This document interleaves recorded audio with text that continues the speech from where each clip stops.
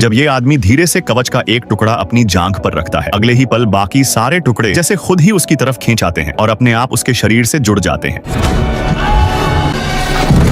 खुशकिस्मती से कवच उसे बचा लेता है, इसलिए उसे चोट नहीं लगती। लेकिन अचानक ऐसी अनगिनत यादें उसके दिमाग में भरने लगती हैं जिन्हें उसने कभी देखा ही नहीं था। वो यादें उसकी चेतना से टकराकर उसे अंदर से हिला देती हैं। किस्मत से उसकी पत्नी समय रहते समझ जाती है कि कुछ गड़बड़ है। वो तुरंत उसकी मदद करती है और उसे कुएं से बाहर निकाल लेती है। लेकिन जब आदमी कवच उतारने की कोशिश करता है तो उसे पता चलता है कि उसके हर टुकड़े जैसे उसकी त्वचा में धंस गए हैं। वो जितनी भी कोशिश करता है कवच निकलता ही नहीं। आखिर मजबूरी में वो उसके ऊपर एक ढीला कोट पहन लेता है। फिर वो अपनी पत्नी के साथ अस्पताल जाता है जहाँ बच्चे की जांच होनी थी। नर्स बार बार कहती है कि बच्चा बिल्कुल स्वस्थ है, लेकिन आदमी की आंखों में जो दिख रहा था वो बिल्कुल अलग था। उसके सामने का दृश्य डरावना लग रहा था, फिर भी वो उस पर ज्यादा ध्यान नहीं देता। उसे लगता है कि ये सब हाल की थकान की वजह से हो रहा है, लेकिन उसे नहीं पता कि जैसे ही वो गहरी नींद में जाने लगता है, एक जोड़ी काले हाथ धीरे धीरे उसके सिर की तरफ बढ़ने लगते हैं। किस्मत से नीचे से आई आवाज उसे समय पर जगा देती है। वो तुरंत अपनी पत्नी को उठाता है और दोनों नीचे देखने जाते हैं कि क्या हुआ है। जैसे ही उसकी पत्नी लाइट जलाती है, दोनों हैरान रह जाते हैं। कोने में एक अजीब सा जीव खड़ा था और इससे पहले कि वो कुछ समझ पाते, उनके पीछे अचानक एक और भी डरावना राक्षस प्रकट हो गया।